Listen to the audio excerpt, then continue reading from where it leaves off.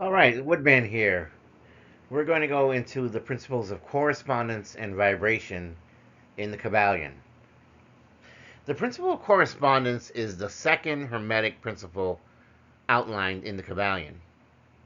It is encapsulated in the phrase, as above, so below, as below, so above. This principle suggests that there is harmony, agreement, and correspondence between different planes of existence, such as the physical, mental, and spiritual planes. Let's go into some core concepts of the principle of correspondence. The first is universal law. This principle asserts that the laws and phenomena that govern one plane of existence are consistent with those that are on another plane. By understanding the laws on one level, we can gain insights into other levels of reality.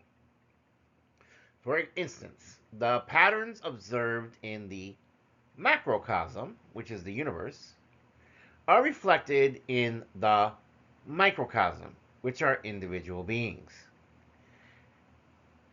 Let's apply this understanding. By studying the known, we can comprehend the unknown.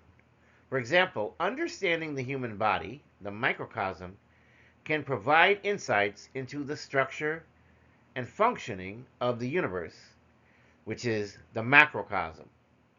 This principle is often used in mystical and esoteric practices to draw parallels between the physical world as well as higher realms of spirituality. What about symbolism and metaphor? Correspondence is often expressed through symbolism and metaphor, which allows for deeper meanings to be conveyed. For instance, the symbolism in alchemy, astrology, and sacred geometry all reflect this principle. The Hermetic axiom encourages us to see connections and relationships between seemingly disparate elements, right? Detailed explanation. Let's go into a more detailed explanation. The first we're going to start with is about the idea that all things are interconnected. So we have this interconnectedness of all things. The principle of correspondence teaches that everything in the universe is interconnected. What happens on one level of reality influences another and reflects what happens on another level. This interconnectedness allows for a deeper understanding of complex systems and phenomena by examining their counterparts on different levels. You know, that almost kind of reminds me of the movie Inception, if you ever watched it, in which they would go into these dream states and that you'd have these different levels of dreaming. But I digress. So let's go into some practical examples here. Microcosm and macrocosm. The human being is a microcosm of the universe. By understanding the human body, the mind, and the spirit, one can gain insights into the nature of the cosmos. What about astrology? The movements and positions of celestial bodies are believed to correspond to events and conditions on Earth. This ancient practice is based on the idea that the macrocosm, which is our universe, influences the microcosm, which are individual lives. Nothing is a coincidence. Isn't that what they always say? So let's do a quick knowledge check. What does the principle of correspondence suggest about the relationship between the different planes of existence? And the answer would be that the principle of correspondence suggests that there is harmony, there's agreement, and there's correspondence between different planes of existence, such as the physical, mental, and spiritual plane. Matter of fact, when I hear some spiritualists discuss this, they'll say, well, in the higher realms, there might be a battle between two people on a spiritual level. And then on Earth, maybe it's a bit more anticlimactic. It's not as intense as the battle going on in the spiritual realms. But there is a correspondence between them, and what goes on above goes on below as well. What about the principle of vibration now? Let's get to this principle. This Hermetic principle is described in the Kybalion. It states, nothing rests, everything moves, everything vibrates. This principle underscores the idea that everything in the universe is in constant motion and that nothing is truly at rest, right? If we follow quantum mechanics and things that Einstein taught us, you know, mass and energy are almost one and the same after a while, right? And so at some level, everything is vibrating. And the higher the vibration, the more powerful that thing can become. So everything in the universe, from the smallest particle to the largest structure, is in a state of constant vibration and motion.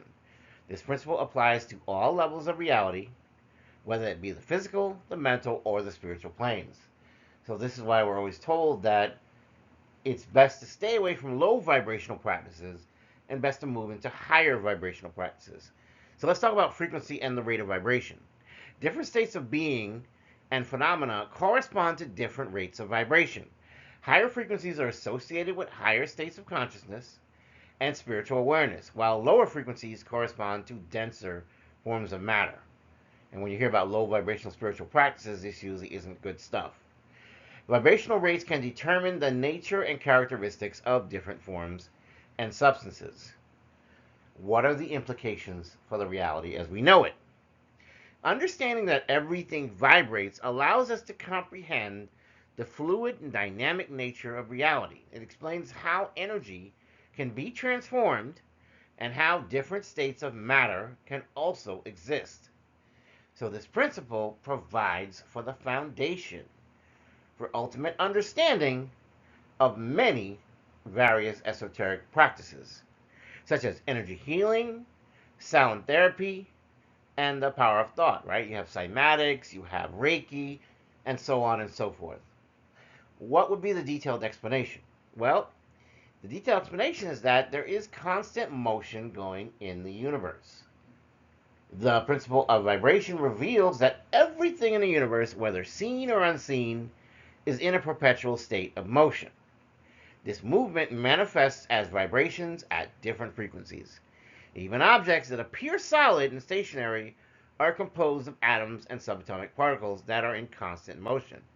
Matter of fact, I've discussed this in previous videos that when we think things are solid, it's only solid at our level of perception. And in fact, they still have very, very tiny, minuscule particles that are moving constantly based on quantum mechanics.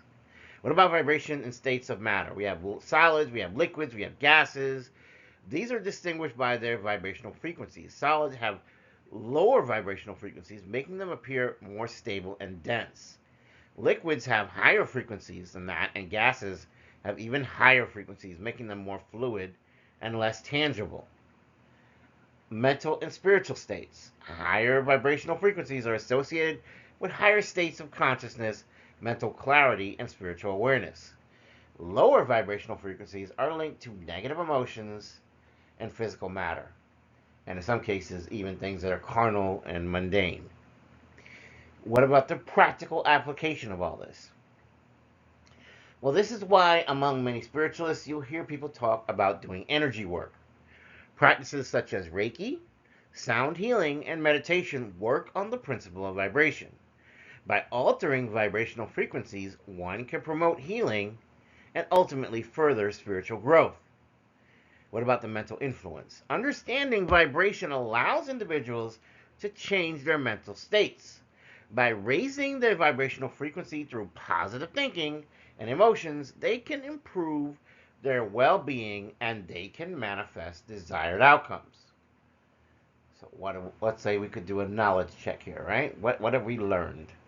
Well, according to the principle of vibration, what would be the state of everything in the universe? And our answer would be, according to the principle of vibration, everything in the universe is in a state of constant motion and vibration, and nothing is truly at rest.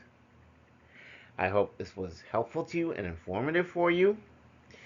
Understanding and applying these principles can greatly enhance one's comprehension of the universe and ultimately the interconnectedness of all things.